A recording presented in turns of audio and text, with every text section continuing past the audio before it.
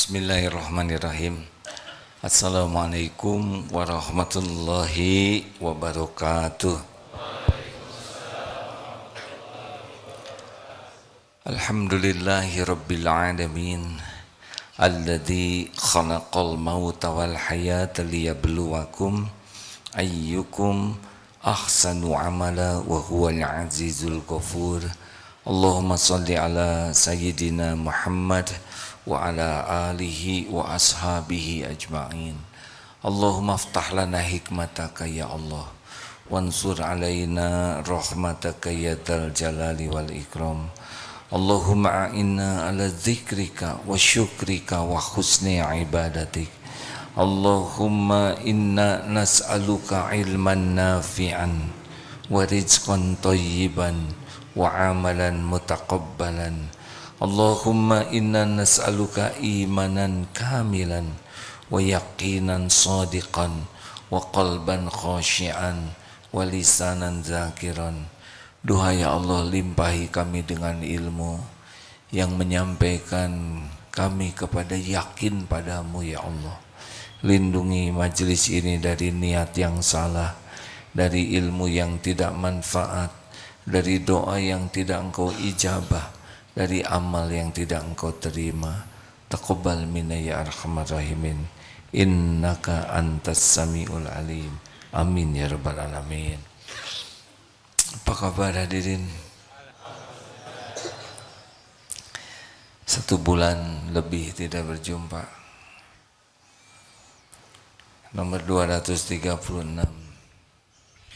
Bismillahirrahmanirrahim. Kitab Al-Hikam nomor 236.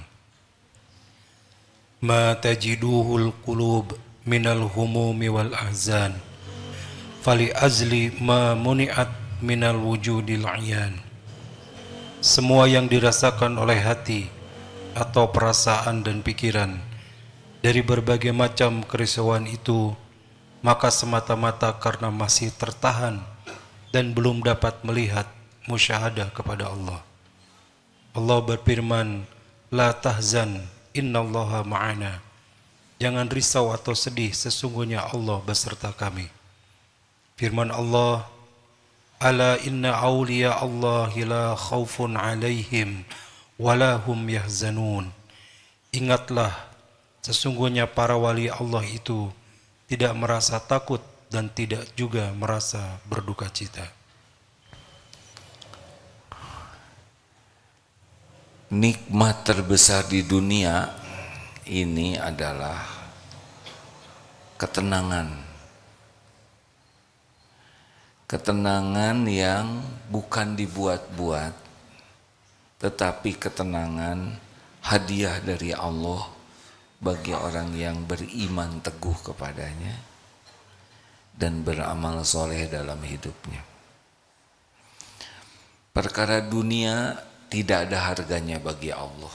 Harta, gelar, pangkat, jabatan, popularitas, penampilan, tidak ada apa-apanya. Dibagikan oleh Allah kepada siapa yang Allah mau kasih.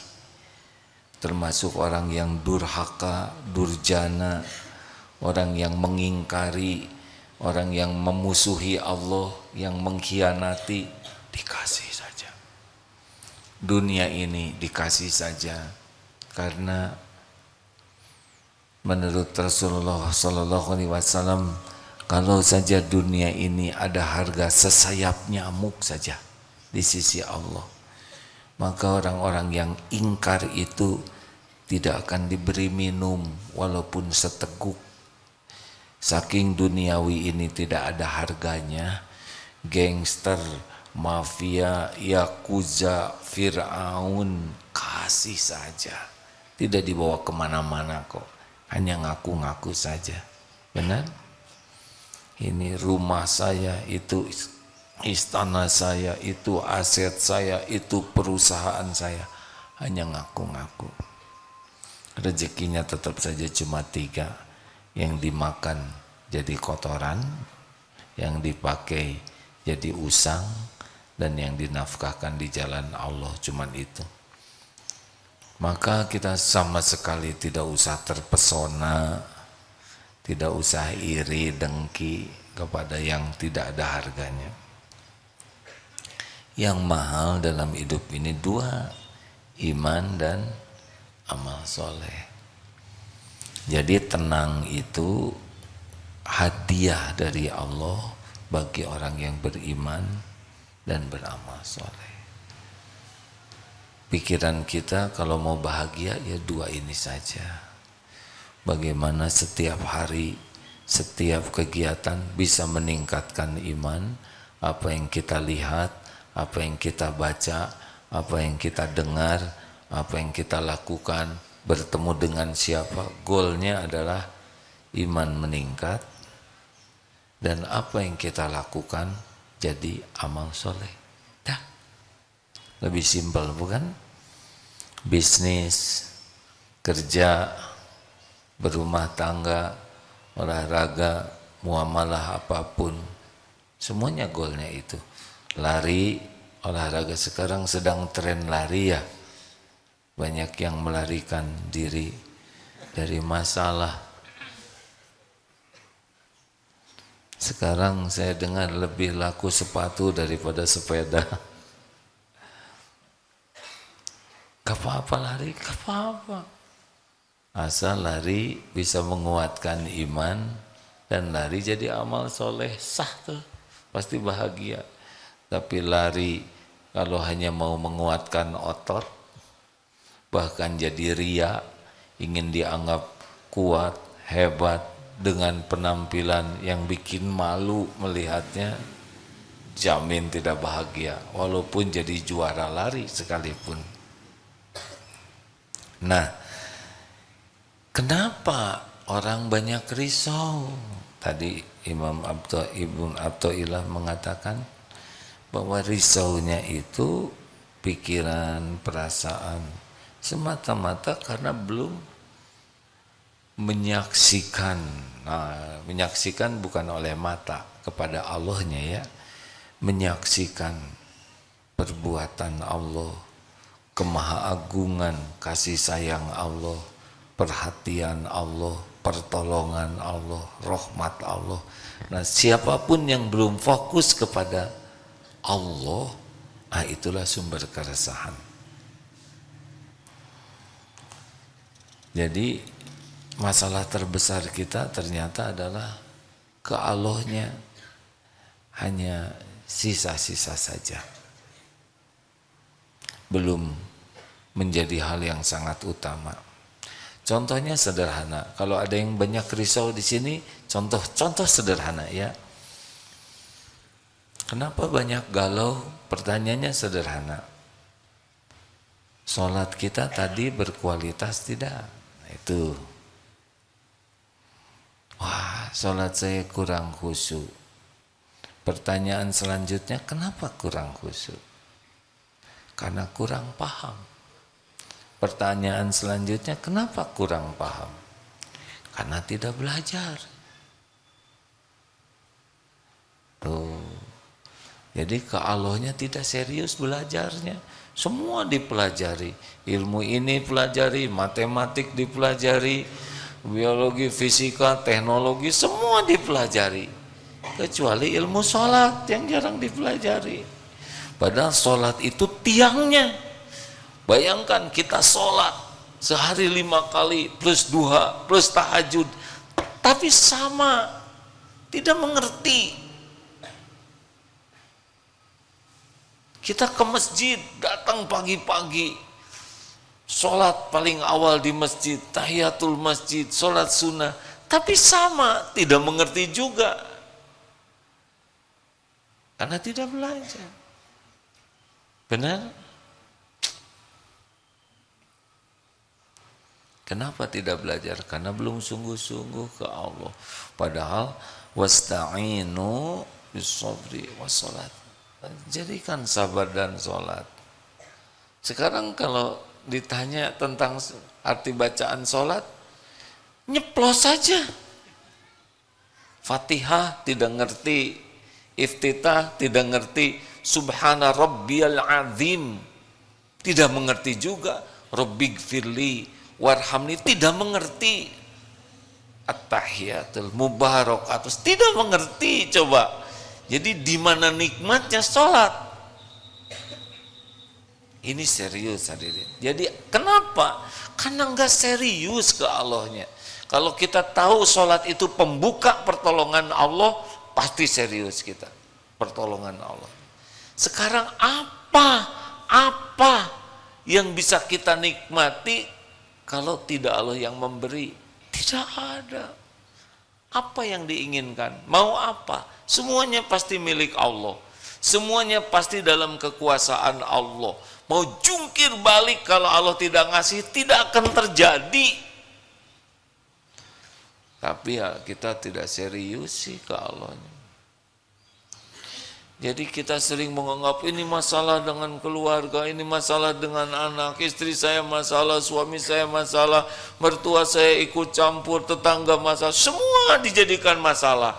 Lah masalahnya yang inti adalah kita tidak serius ke Allahnya. Benar atau benar? Semua dipikirkan, segala dipelajari, segala dibaca, kecuali yang serius ke Allahnya enggak. Contohnya sholat, sederhana saja, sholat.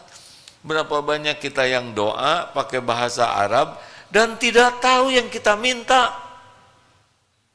Kan? Amin, amin, amin, amin, amin. Padahal lagi ngobrol dia bahasa Arab, karena enggak ngerti.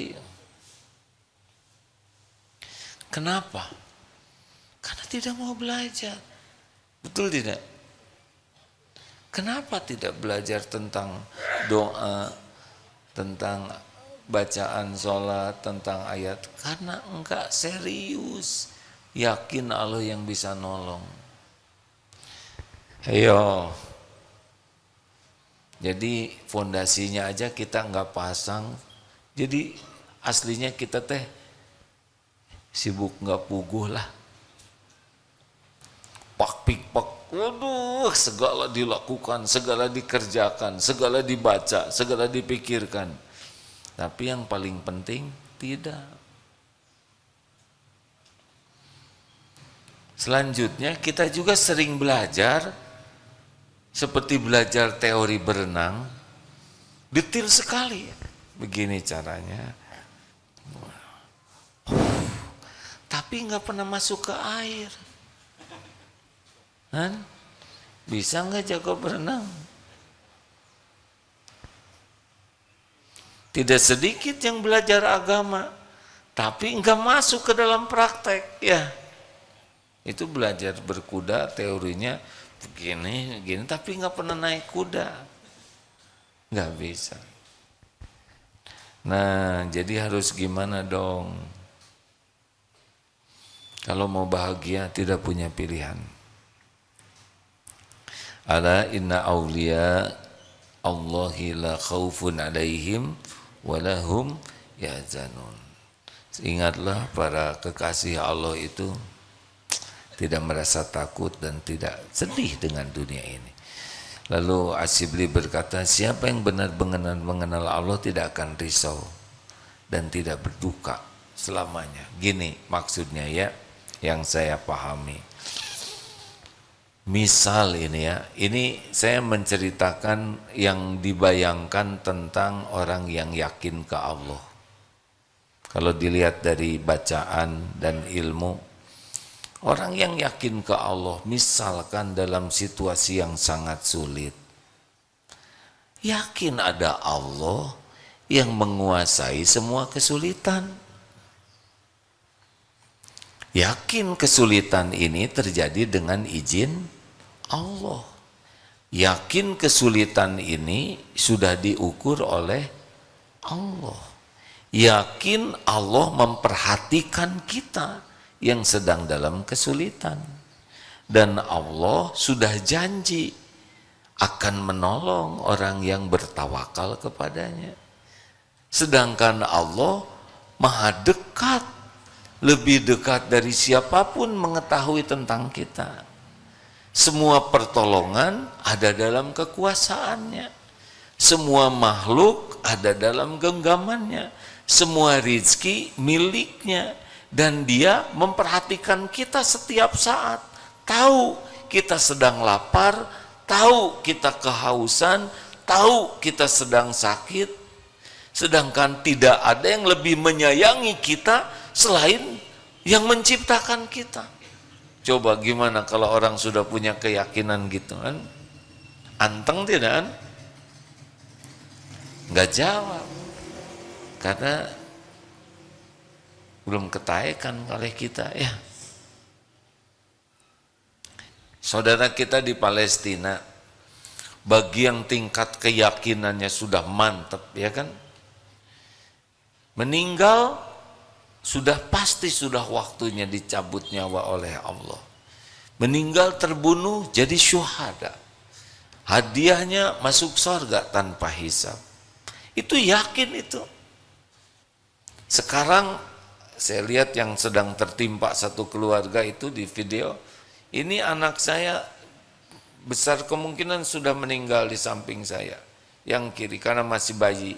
Ini yang besarnya di sebelah kanan mungkin juga sudah meninggal karena beliau tertimpa di atas tempat tidurnya dengan anaknya. Beliau badannya tertimpa.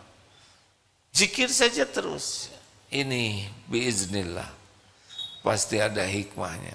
Allah melihat, Allah mengetahui apa yang saya rasakan. Tidak ada satupun yang luput dari pengetahuan Allah. Pasti ini yang terbaik bagi saya. Coba, kebayang tidak? Nah inilah sebetulnya kekayaan kita hadirin. C, B, Y. Kalau presiden yang lalu, S, B, Y. C, B, Y apa? Cepat. Kembalikan urusan apapun kepada Allah. B-nya banyak, sering mengingat Allah. Y-nya yakin kepada Allah dengan segala janji dan jaminannya. Inilah yang harus kita kejar nih, latihannya. Jangan ada delay. Apapun yang terjadi, biiznillah, biiznillah.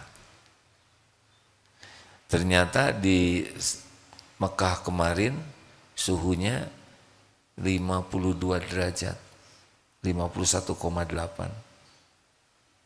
Panas tidak? Di sini suhu berapa? Jam 4 kan? Suhu 27. Nah 2 kali ini kurang dikit. Panas hadirin. Sendal juga melenting. Kalau ingat panas tegang. Ingat Allah yang menciptakan panas.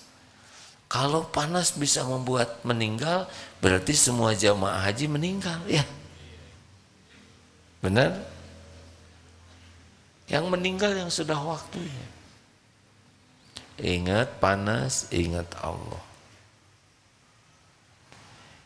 Ingat pada semuanya yang ada di sana makhluk Allah. Mau ke WC antri, ingat Allah yang mengatur semua ini. Tetap aja yang antri juga sekarang pada pulang, ya kan? Justru yang sekarang masih bertahan di Mina ingin di WC sendirian jadi masalah.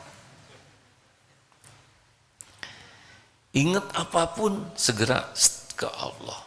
Digigit nyamuk langsung ingat Allah. Ini nyamuk ciptaan Allah. Ngegigit dengan izin Allah. Pasti ada hikmahnya. Sariawan ingat Allah. Tidak ada orang sariawan. Jerawat, kok begini pelajaran tauhid? Ya memang begini. Tidak ada satupun yang lepas dari izin Allah. Nah masalahnya enggak ingat ke Allahnya. Seakan-akan kalau sariawan itu kecapean. Benar, itu ada syariatnya. Tapi ingat sariawan, ingat Allah. Ingat anak, ingat Allah. Apapun yang dilihat, ini ciptaan Allah. Ini milik Allah. Ini dalam kekuasaan Allah. Datang yang nagih, ini hamba Allah. Pulang ke rumah, lihat keluarga, ini ciptaan Allah, milik Allah, dalam kekuasaan Allah. Lihat makanan, Allah yang menyiapkan, Allah yang mengumpulkan. Dimakan enak, Allah yang membuat rasa. Jadi nggak bisa lupa ke Allah tuh. Sekarang kita lepas Allahnya, benar? Kalau sakit yang pertama diingat obat, dokter, rumah sakit, Allahnya tidak. Malah ada gereja terbakar, ingat Allah tuh. Aduh Tuhan, Allahu Akbar katanya gitu. Ada salah itu, salah ngomong ya. Ada kan viral, tapi benar ini, kesalahan yang benar. Ya Tuhan, kebakaran, Allahu Akbar, Allahu Akbar. Itu mah Tuhan kami. Enggak apa-apa. Mungkin refleksnya sudah tertanam. Jadi yang harus dilatih sekarang dalam hal apapun secepatnya ke Allah. Jadi masalah kita itu adalah TJR. Telat ingat Allah, jarang ingat Allah, ragu kepada Allah. Ayo latihannya sekarang kalau mau tenang. Ada yang punya utang tidak nih? Banyak? Saya tidak nanya banyak, ada atau tidak. Ingat utang langsung ingat bayar, hadirin. Tapi yang bisa bayar siapa? Allah. Kita lebih banyak ingat utang ke orang daripada utang ke Allah, betul? Tidak mungkin bisa bayar utang tanpa izin Allah, nggak bisa. Sebanyak apapun hutang, kalau Allah lunasi pasti lunas. Sekecil apapun hutang, kalau Allah tidak lunasi tidak lunas. Makanya orang kalau punya hutang harus lebih serius lagi ke Allah. Dagang. Banyak yang berpikir pembeli itu digerakkan oleh kepintarannya. Tidak. Pembeli itu hamba. Jawab hadirin. Kita dagang. Yang beli itu hamba Allah atau hamba siapa? Yang beli itu makhluk ciptaan siapa? Yang mengurus makhluk itu siapa? Bisa tidak dia membeli kita tanpa izin Allah? Tidak bisa. Tidak bisa. Jadi kalau dagang itu bukan sibuk ingin orang beli, tapi sibuk supaya Allah memberikan rezeki yang berkah lewat siapa aja. Makanya kalau dagang tidak usah pakai bohong-bohongan, tidak usah muji-muji, tidak usah timbangan palsu, tidak usah pakai sumpah palsu. Mau apa? Bersumpah dengan tidak bersumpah yang menggerakkannya sama, Allah. Bisa dipahami ini hadirin? Kenapa Rasulullah dagang rileks saja, tidak pakai licik-licikan?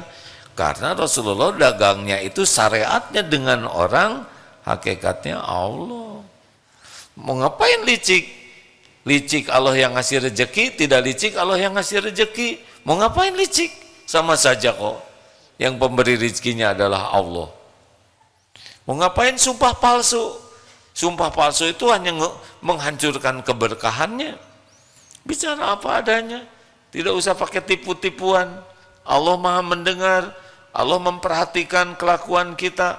Yang menentukan orang beli tidak itu bukan kita, Allah. Takdirnya Allah kasih rezeki, datang itu rezeki.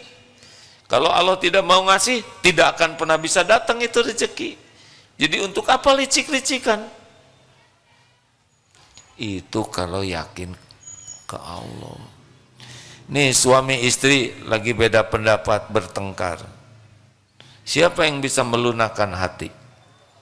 Hanya Allah. Daripada marah-marah, pelotot dengan segala nada yang keras, dengan mau apa? Allah suka tidak? Lebih baik bersikap yang Allah sukai. Apa yang Allah sukai? Sabar, menahan amarah, memaafkan, berbuat baik. Saya sudah menahan amarah, tapi saya dimarahin terus. Udah rezekinya. Lagi digugurkan dosa. Lagi dilatih oleh Allah. Waktunya dibalikin hati, nggak usah banyak bicara, kebalik itu hati. Bukan kita yang membolak-balik hati.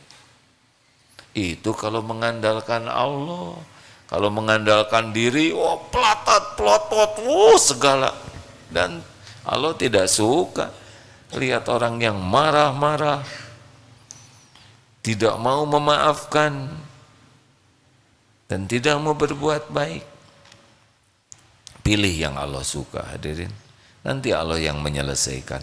Karena bukan kita yang menyelesaikan, Allah yang menyelesaikan. Tugas kita ini adalah menjadikan kejadian apapun membuat kita makin dekat dengan Allah. Udah gitu aja. Apa yang bisa kita lakukan? Bisa ngebulak-balik hati orang tidak? Bu, yang ngobrol, bisa ngebulak-balik hati orang tidak? Han? Jangan ngobrol, bis yang diajak ngobrolnya lagi pengen dengar ceramah, ya kan? Jangan sampai mengandalkan siapapun, karena segalanya milik Allah, segalanya dalam kekuasaan Allah, segalanya bisa terjadi dengan izin Allah. Allah maha baik, Allah maha dekat, Allah maha tahu segala-galanya. Allah maha menyaksikan apapun yang terjadi. Tidak ada yang tersembunyi bagi Allah. Allah maha mengetahui dengan teliti. Khobirum bima ta'malun.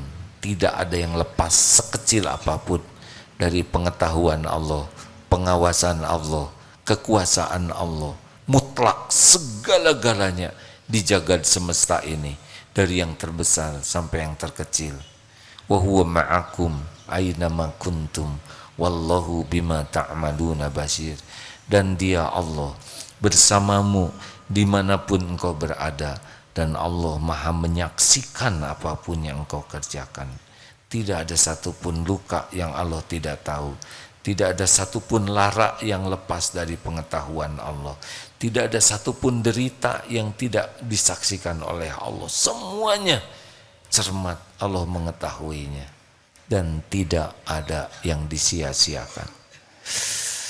Begitulah orang yang yakin kepada Allah itu akan senantiasa bersama Allah, sehingga apa gitu, pokoknya masalah kita itu TJR, telat kembali ke Allah, jarang ingat Allah, ragu kepada Allah dengan janji dan jaminannya. Begitu. Ketika di Gua Sur, ya kan, Rasulullah SAW berada di dalam gua bersama Abu Bakar As-Siddiq. Abu Bakar risau, lalu la tahzan innallaha ma'ana. Rasulullah mengingatkan, jangan sedih, risau, sungguhnya Allah bersama kita, bersama kami. Begitulah, yakinlah. Ada pertanyaan, silahkan. Jadi jangan merasa Allah tidak tahu apa-apa, ya. Allah mengetahui keadaan kita, lebih tahu dari kita sendiri. Dan jangan merasa Allah melupakan kita. Tidak ada yang dilupakan Allah. Kita yang lupa ke Allah. Walaupun kita lupa ke Allah, Allah tahu tentang kita. Siapa yang ngurus kita kalau bukan Allah Subhanahu wa taala, kan? Semua musuh-musuh juga makhluk ciptaan Allah. Tentara-tentara Zionis itu sama, itu makhluk ciptaan Allah. Allah yang ngasih makan, Allah yang ngasih akal, Allah yang ngasih tenaga. Mereka jadi jalan saja, mengantarkan saudara-saudara kita mendapatkan pahala, sabar, penggugur dosa, mendapatkan syahid. Ya, berjuang begitu syariatnya. Ketika perang Hunain, musuh menyerang begitu banyak pakai panah, para sahabat berlarian. Yang ada paling depan Rasulullah SAW sendiri. Gimana bisa begini? Karena yakinlah Allah maha kuasa atas segala-galanya. Tidak ada satupun panah yang melesat kecuali Allah mengetahuinya. keyakinan ini jangan sampai membuat kita mengabaikan ikhtiar, ya. Misalkan naik ke atas tiang, Allah yang menguasai semua ketinggian, tidak akan jatuh. Ini perkataan benar, tapi ada satu kewajiban lainnya, menyempurnakan syariat. Jadi jangan konyol, ya. Seperti COVID kemarin, jangan takut ke virus, takutlah kepada Allah. Ini perkataan benar. Tapi apakah beliau akan mengatakan hal yang sama kalau COVID-nya, virusnya sebesar kambing? Misalkan ada anjing gila, jangan takut sama anjing gila, ya, takutlah ke Allah. Enggak berani. Karena ada khaufut tabi'i, takut yang tabiat yang sangat wajar. Ada ular, ya, kecuali waliullah. Saya dengar, ya, dari sebuah penjelasan Syekh Abdul Qadir Jailani sedang menceritakan kebesaran Allah. Beliau waliullah sungguh, benar-benar yakin. Lari semua jamaah. Lalu beliau tidak lari. Lalu ditanya, Syekh, kenapa ada ular tidak lari? Saya kan sedang menceritakan Allah yang maha besar, masa ada ular saya lari gitu. Kalau saya lari, ya, karena beliau sudah tingkat keyakinannya beda. Begitulah. Ada pertanyaan, silakan. Ya, silakan. Maju, Kang Robi. Punten. Bukan yang di belakang, Pak. Ya udah. Itu yang di belakang yang ngacung. Halo. Nah, begitu. Maju. Nah, kabelnya terbatas, pilihannya adalah bibirnya yang maju atau dengan orang yang maju. Bismillah, Assalamualaikum warahmatullahi wabarakatuh. Waalaikumsalam warahmatullahi wabarakatuh. Belajar mengingat Allah atau berzikir dicoba dilakukan seistiqomah mungkin, tetapi ketenangan itu ternyata tidak selalu hadir, walaupun sedang dalam berzikir. Apa yang menyebabkan hal ini terjadi? Ternuhun. Terima kasih. Jadi zikir kan tingkatannya macam-macam. Ada zikir lisan, ada zikir arkan, ada zikir akal pikiran, ada zikir di hati. Seperti kita sholat tadi kan zikir. Tapi kan kita tahu sendiri zikirnya seperti apa. Kenapa banyak kegelisahan pada saya sering sholat? Sebab dalam sholat juga sebetulnya hatinya tidak ingat ke Allah.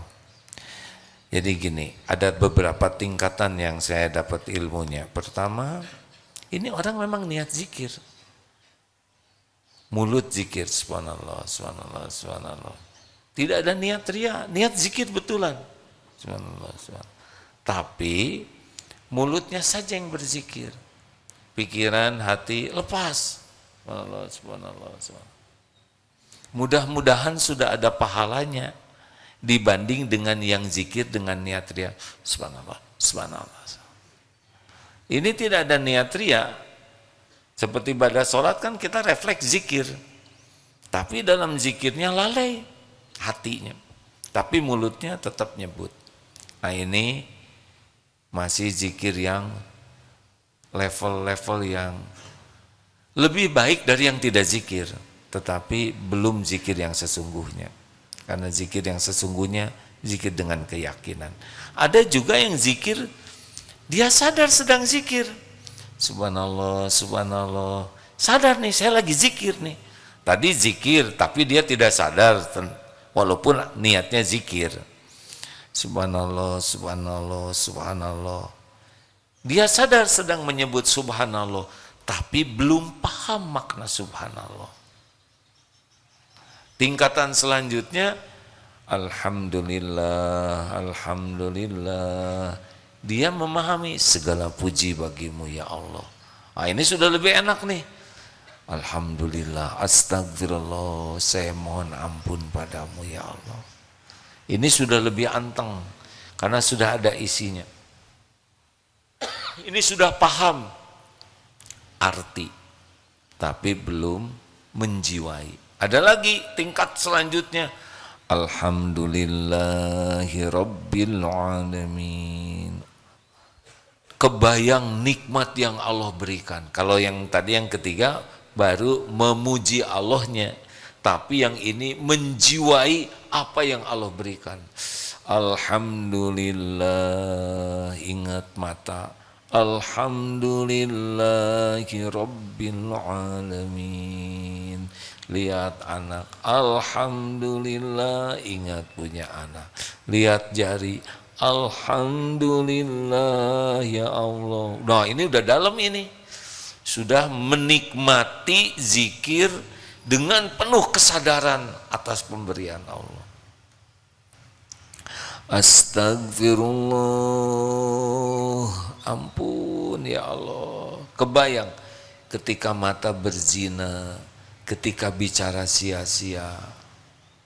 Nah, Allah suka kepada yang berisi nih. Yang paling topnya adalah zikirnya itu anta'budallah ka'annaka taro. Kalau tadi momentum-momentum tertentu, tapi kalau yang paling tinggi zikirnya adalah setiap waktu. Ini semua milikmu ya Allah.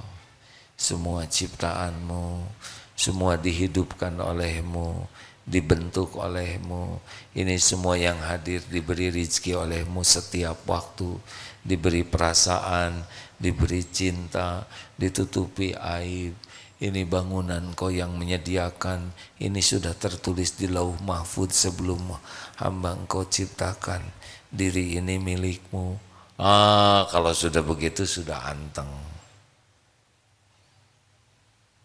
Sing sabar saja dipindahkan oleh Allah tingkatannya.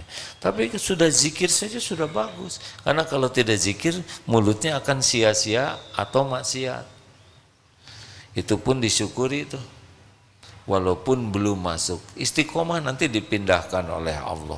Asal ikhlas. Yang merusak zikir itu adalah zikir demi penilaian makhluk. Ingin disebut ahli zikir, ingin disebut orang yang zikirnya doanya diijabah. Pokoknya zikir tapi tujuannya adalah penilaian makhluk, penghargaan makhluk. Orang jadi tong aja gos ya, orang zikir wae ya. Nah itu juga sudah kurang ikhlas. Hati-hati, saya zikirnya puluhan ribu, saya ucapnya tak seceduh metu. Nah udah. Kalau sudah zikir untuk duniawi, kan ada zikir untuk duniawi. Ya Rozak, ya Rozak, ya Rozak. Dia dagang, kemudian ada pembeli, ya Rozak, ya Rozak. Ya Rozak mah, kemana aja sih ini ya Rozak. Nah ini kurang ajar hadirin. Jadi dia dibidik supaya beli ke kita ya. Tahu-tahu kita bagian nyobain aja buahnya, belinya di sini. Aduh, ya Rozak mau menikah tupisan, enggak boleh. Sudahlah. Kalau Allah mau ngasih rezeki ke sebelah kita, kenapa kita rewel? Ini hamba Allah juga, ini hamba Allah juga. Kenapa harus jengkel kan? Allah ngasih rezeki ke hambanya sesuka Allah, apa urusannya kita jengkel? Kurang iman, iri dengki itu. Harusnya doakan supaya barokah. Ya tapi nawarnya sama saya. Saudara kebagian pahala ditawar. Jadi dua pahalanya, pahala sabar dan pahala nahan jengkel. Enggak apa-apa. Emang harus ke kita semua? Enggak. Suka-suka Allah mau ngasih sama siapa ya. Kita bagian doakan aja. Doakan. Enggak ribet hadirin. Ya. Belakang silakan. Boleh dipinjamkan mikrofonnya?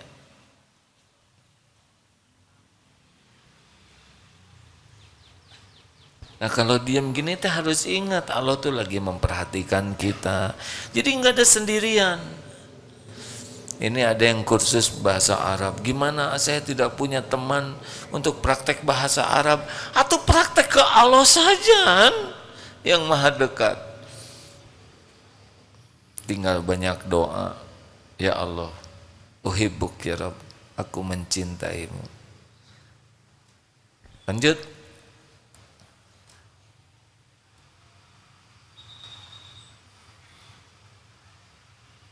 Boleh dibantu? Ya, pakai bismillah dong. Bismillah dulu, ya nggak apa-apa. Langsung tek, izin Allah bukan? Nah, lebih tenang. Lagi sholat. Cek. Ya. Bismillahirrahmanirrahim. Assalamualaikum warahmatullahi wabarakatuh.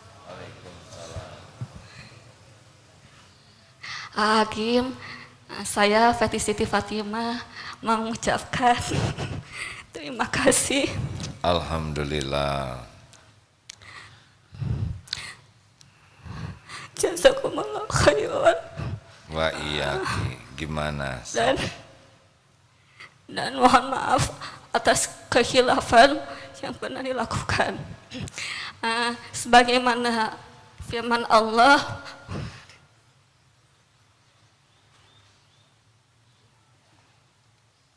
Sebut terjemahnya aja. Kalau lupa, Asta'inu bisabri wassalah. wasta'inu bisabri wassalah. Jadi gimana? Apa yang mau ditanyakan?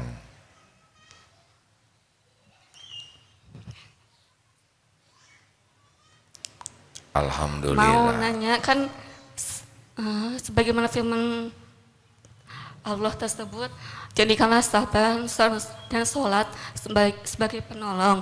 Nah, saya kan mencoba untuk istikharah pekerjaan. Nah, dalam istikharah itu saya pengen tahu gitu kapan saya kerja. Nah, Allah ngasih tahunya bulan Oktober gitu, sebagaimana saya mendaftar ke sebuah perusahaan. Nah, setelah itu aku mencari tahu kapan bisa ada peluangnya gitu. Menurut Agim, bagaimana jawaban dari istikharah tersebut? Terima kasih. Wassalamualaikum warahmatullahi wabarakatuh. Waalaikumsalam warahmatullahi wabarakatuh. Allah tahu kita sedang istiqoroh. Allah juga tahu kapasitas kita memahami jawabannya, ya. Apakah dalam mimpi? Tidak selalu. Apakah nanti ada jawaban suara misalkan? Nah, mana yang kredit? Enggak mungkin, ya enggak. Ini tahu Oktober dari mana? Lebih baik begini, jawaban yang jelas dari istiqoroh itu biasanya ketentraman hati mengarah kepada nanti yang ditujunya. Jadi hati itu regreg, tidak galau, mengarah kepada nanti yang terbaik menurut Allah. Saya dulu sudah istiqoroh, udah regreg, sekarang sesudah 3 tahun saya dipecat. Ya mungkin terbaiknya hanya untuk selama 3 tahun. Sesudah itu ada yang lebih baik lagi.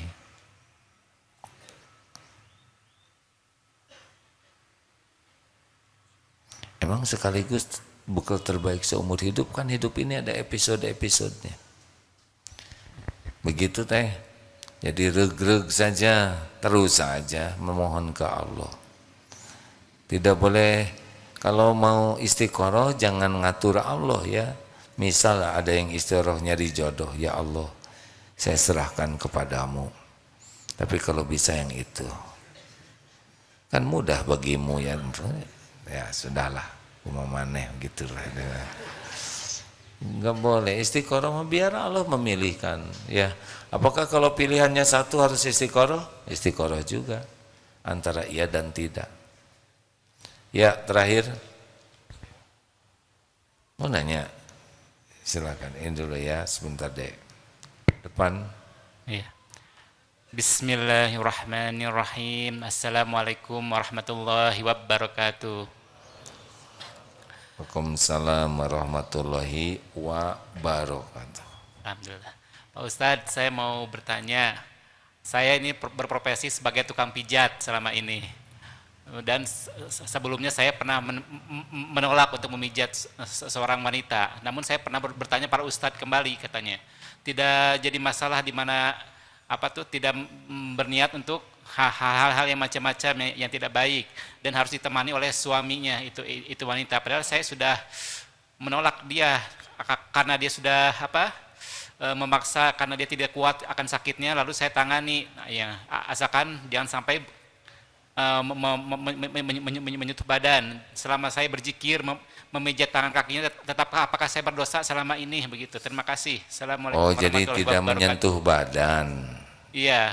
Jadi jarak jauh pijatan. Bukan, maksud saya hanya tubuhnya saja. Oh, jadi tidak menyentuh badan, hanya tubuhnya Asalkan saja. dibatas tangan, kaki, dan kepala saya itu tidak jadi mengapa, katanya begitu. Dan itu pun asalkan ada suami, seperti itu. Pendapat itu bagaimana menurut Ustadz? Apakah tetap saya berdosa selama ini memijat wanita? Terima kasih. Assalamualaikum warahmatullahi wabarakatuh.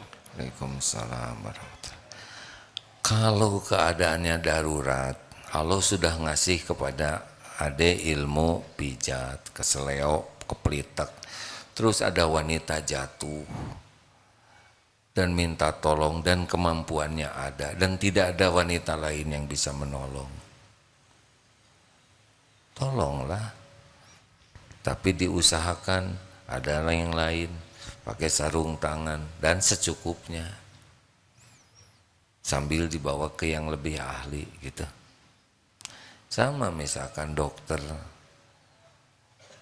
gigi laki-laki, terus yang sakit giginya perempuan, jarak jauh nggak bisa kecabut ya kan. Ya. Kalau memungkinkan ada yang lain bagus, yang wanita dengan wanita. Kalau darurat ya, tapi jangan jadi kesenangan carinya pasien wanita terus. Nah, kalau darurat mah ya, tapi darurat juga seminimal mungkin kita melakukan hal yang bisa menjadi fitnah supaya jangan ya. Sambil berzikir diampuni tidak? Kan? Ya kalau darurat, malah iya sambil darurat sambil zikir benar. Tapi jangan sampai subhanallah itu juga. Hati mah nggak pernah bohong. Ya, silakan. Cek. Bismillahirrahmanirrahim. Assalamualaikum warahmatullahi wabarakatuh. Waalaikumsalam warahmatullahi wabarakatuh. Alhamdulillahirrabbilalamin. Perkenalkan AA, kami dari Bontang dan alhamdulillah saya Eka Wahyuni, kepala sekolah dari sebuah SD negeri SDN 012 Bontang Selatan. Alhamdulillah, dan terima alhamdulillah kasih, hari selamat ini datang. bisa bertemu langsung dengan AA dan bisa bertanya. Alhamdulillah. Alhamdulillah. Kalimantan Timur, AA, Bontang, Kalimantan Timur. Alhamdulillah. Pada kesempatan ini saya ingin bertanya mengenai kesabaran. Bagaimana seorang pemimpin untuk selalu sabar menghadapi berbagai macam karakteristik guru-gurunya, dan mungkin juga sama dengan guru bagaimana menghadapi muridnya yang dengan karakteristik yang bermacam-macam. Dan kemudian yang ketiga, bagaimana untuk melatih kesabaran seorang yang belum memiliki jodoh. Terima kasih A, mungkin itu saja yang saya tanyakan. Assalamualaikum warahmatullahi wabarakatuh. Biasa aja. Ini kurang sabar lelakinya. Dengar begitu saja langsung bergerak-gerak. Biasa saja. Begini ya. Wabas alladzina idza asabathum musibah qalu inna lillahi wa inna ilaihi raji'un. Jadi yang didapat ilmu sabar itu ada 3 di antaranya. 1, sabar ketika yang terberat, sabar ketika menjauhi maksiat. Yang kedua, sabar ketika melakukan taat. Yang ketiga, sabar ketika menghadapi musibah. Kuncinya sama, harus cepat kembali ke Allah. Itu tadi ketika menghadapi musibah, Bagaimana? Masih terus ngobrol Ibu? Yang nanyanya jangan ditanya ya. Lagi dengerin jawaban saya gitu, saya harus sabar. Udah. Kalau ada yang ngobrol saya akan diam, kata guru saya, jangan suka ganggu yang ngobrol katanya. Jadi kata kuncinya sama, harus cepat ingat ke Allah. Misal jadi pemimpin. Jadi pemimpin itu sayyidul qaum khadimuhum. Pemimpin satu kaum itu pelayan kaumnya. Nah, Allah menitipkan amanah yang dipimpin. Ini bukan bawahan. Nah, tugas kita itu adalah melayani teman-temannya ini. Jadi pemimpin itu posisinya bukan bos, tapi yang melayani teman-teman yang dipimpin, supaya yang dipimpin ini satu, bisa paham visi misinya, ini mau dibawa kemana ini sekolah ini. Nah, pemimpin yang baik itu adalah pemimpin yang bisa punya cita-cita, dan cita-cita itu sama dengan cita-cita semuanya. Nah, harus sabar karena tiap orang daya tangkapnya beda-beda, pemahamannya beda-beda. Nah, pemimpin yang kurang bisa menjelaskan, nanti orang jadi beda-beda pengertiannya, tidak boleh nyalahkan. Kitanya yang belum bisa memimpin, menjelaskan. Yang kedua, pemimpin itu juga harus bisa membuat suasana itu menjadi sinergi ya. Jadi pemimpin tidak boleh pilih kasih, harus membuat orang itu jadi bisa bekerja sama. Contohnya begini yang paling sederhana. Ini bagusnya di mana nih ini? Tempat yang paling baik. Ini tempat tisu ini. Dek, ada di mana, Dek? Ada bisa bantu pindahkan ke tempat yang lain enggak? Nah, berarti saya belum bisa memimpin. Ya, kalau yang pemimpin ada yang ngajak diskusi, ada yang otoriter. Dek, tolong pindahin ini. Sekarang, cepat, ya. Nah, itu juga pemimpin yang kalau diajak ngobrol nggak bisa, ya harus disuruh begini. Maaf ya, ini pemimpin otoriter namanya. Ya. Ada waktu tertentu yang memang tidak punya pilihan, harus segera tegas. Ada waktunya harus diskusi. Ada waktunya setengah diskusi, setengah memerintah. Nah, pemimpin seperti itu. Pemimpin harus lebih sabar dari yang dipimpin. Kalau pemimpin tidak sabar, dia tidak bisa memimpin. Bagaimana memimpin dirinya tidak bisa memimpin orang lain? Makanya pemimpin yang suka marah-marah biasanya kurang efektif. Yang boleh itu tegas dan santun.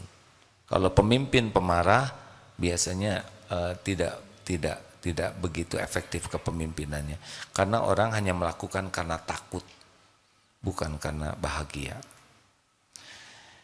Harus banyak belajar ilmu kepemimpinan, harus sabar, atau turun jabatan kalau pengen lebih sabar ya, jadi murid ya.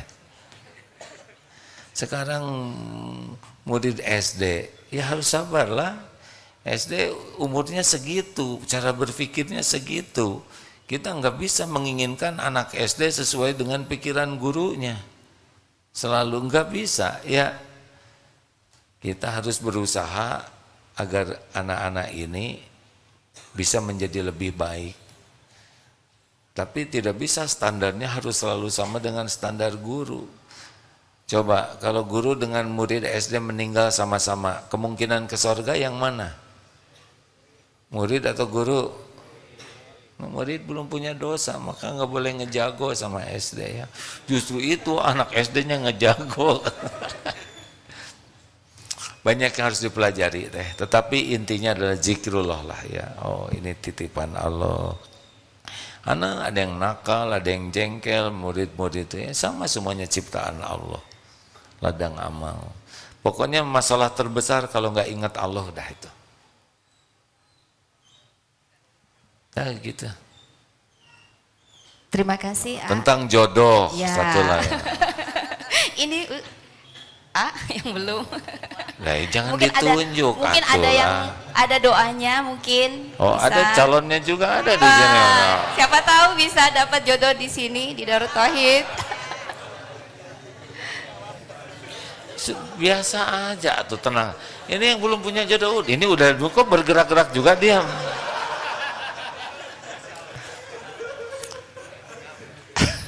Jadi ketahuan, cicingnya biasa, cool gitu.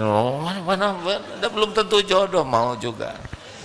Jangan-jangan saudara mau sama dia, dia mau pulang ya nggak? Gini, sama bab jodoh juga. Seberapa cepat kembali ke Allah, seberapa banyak ingat Allah, seberapa banyak yakin kepada janji Allah. Laki-laki perempuan yang menciptakan Allah, yang menjodohkan Allah, tidak ada cinta yang ada di hati kecuali Allah yang menanam. Jadi mau jungkir balik gimana juga tetap saja Allah yang menentukan.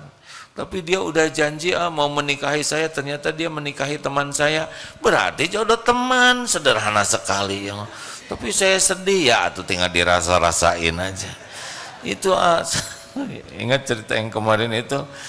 Ini ada temen nganterin mau ngelamar, itu ternyata si calonnya itu malah naksir sama yang nganternya ini.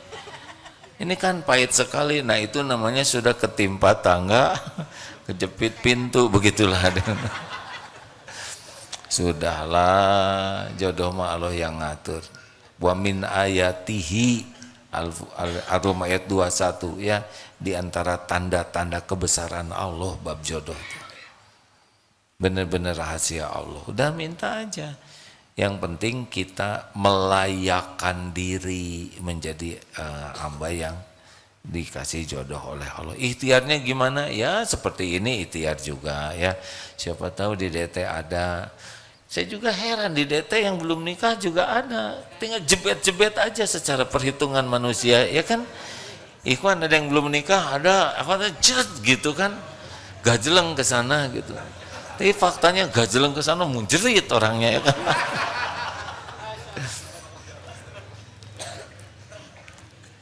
Rahasia Allah, benar-benar rahasia Allah.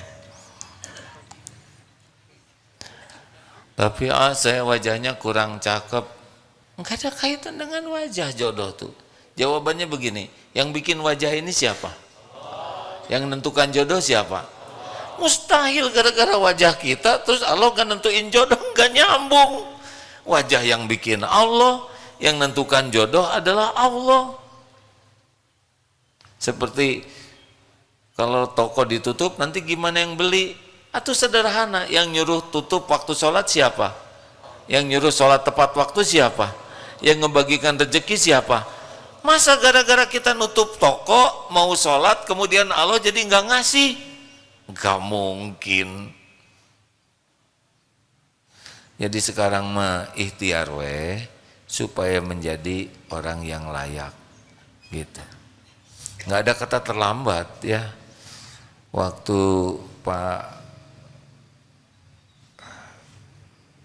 calon presiden kemarin Pak Anies jadi gubernur Jakarta, waktu itu diundang untuk pernikahan massal. Ada itu yang suaminya 70 tahun, 74 atau istrinya 60 sekian gitu ya. Dan cinta pertama itu di akhir. Siapa yang ngomong di akhir hayat? Di akhir tahun. Beneran ini? Ya Allah. First love. Sudahlah, nggak usah dipikirkan. Nah, itu mau keluarga orang ya.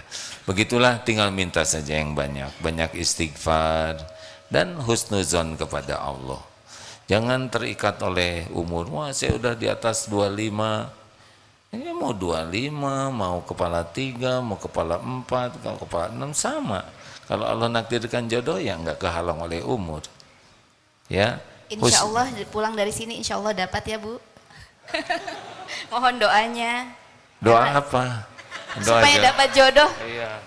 Cik atuh santri hadapi kenyataan ini kan. Boro-boro sama tamu katanya. Sama sesama di sini juga gugup. Begitu, saya tidak bisa berpanjang lebar ya. Jazakallah khair. Wa iyyakum. Terima kasih. Terima kasih semuanya. Mudah-mudahan tamu terima kasih guru-guru SDN 12 Bontang Selatan dan Tamkir apa? Takmir mungkin ya. Tamkir masjid. Ini astagfirullah. Ini ada yang ngetik maaf tak. Jadi ingat damkar begini ada. Astagfirullahaladzim. Allahumma salli ala sayyidina Muhammad wa ala alihi wa ashabihi ajma'in. Alhamdulillah ya Allah, wahai yang maha menatap, telah Engkau dengarkan apapun yang terucap. Ampuni setiap niat dan ucap yang salah. Hujamkan pada diri kami hanya kebenaran ya Allah yang Engkau ridhoi. Jauhkan dari kami, hapuskan dari ilmu dan amal yang tidak Engkau ridhoi. Ya Allah, seperti yang Engkau janjikan, jadikan di majelis ini majelis penuh dengan ampunan-Mu. Jadikan pertemuan ini menghapuskan sebanyak apapun dosa dan aib kami. Ya Rabb, jadikan majelis ini tempat Engkau turunkan rahmat-Mu yang melimpah. Dan jadikan saat-saat seperti ini saat yang Engkau ijabah doanya ya Rabb. Sekira hamba-hamba-Mu ini hamba yang berusaha mencari keridhaan-Mu. Jadikanlah saat ini saat Engkau kabulkan doa-doa kami ya Rabb. Engkau tahu setiap jeritan hati, setiap rintihan jiwa. Engkau tahu setiap harap. Tidak ada satupun yang luput dari penglihatan-Mu. Tidak ada satupun yang lepas dari pengawasan-Mu. Engkau adalah Tuhan yang tidak pernah mengecewakan, yang janji-Mu adalah pasti. Taqabbal minna ya arhamar rahimin. Kabulkan doa hamba-hamba-Mu ini ya arhamar rahimin. Amin. Doalah masing-masing hadirin ya Allah ya Hayyu ya Qayyum ya Rabbal alamin ya Dzal Jalali wal Ikram. Doalah hadirin, Allah Maha mendengar.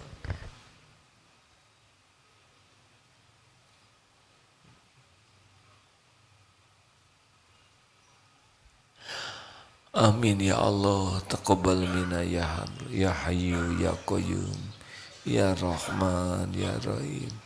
Allahumma inna nas'aluka bi annaka lakal hamd la ilaha illa anta wahdaka la syarika lak ya Mannan badi'us samawati wal ardi ya Dzal Jalali wal Ikram. Ya Allah, berikan pendamping terbaik yang menantikannya ya Allah. Engkaulah yang maha kuasa, cukupi yang sedang kekurangan dengan rezeki yang halal barokah ya Ghani. Lepaskan dari lilitan hutang ya Allah ya Razak. Ya Allah, berikan jalan keluar yang terbaik yang dihimpit masalah. Ya Syafi, berikan kesembuhan bagi jamaah yang sedang sakit. Anta Syafi, la syifaan illa syifa'uk. Ya Allah, berikan ketenangan bagi yang hatinya selalu resah, gelisah. Berikan keluarga sakinah, keturunan yang soleh, solehah. Berikan, mudahkan hajat-hajat yang maslahat dunia akhirat. Allahumma a'izzal Islam wal muslimin. Allahumma ansur ikhwanana fi Filastin. Tolonglah saudara-saudara kami di Palestina ya Allah. Engkau menyaksikan segala-galanya. Engkau mengetahui segala-galanya. Engkau menguasai segala-galanya. Siapa lagi yang bisa menolong selain Engkau, penguasa langit dan bumi? Hasbunallah wa ni'mal wakil, ni'mal maula wa ni'man nasir. Tolonglah ya Allah menangkan kaum mukminin atas kaum zalimin. Rabbana atina fid dunya hasanah wa fil akhirati hasanatan wa qina adzabannar. Subhana rabbika rabbil izzati amma yasifun. Wassalamun alal mursalin walhamdulillah. Terima kasih. Subhanakallahumma bihamdik asyhadu alla ilaha illa ant astaghfiruka wa atubu ilaik. Assalamualaikum warahmatullahi wabarakatuh.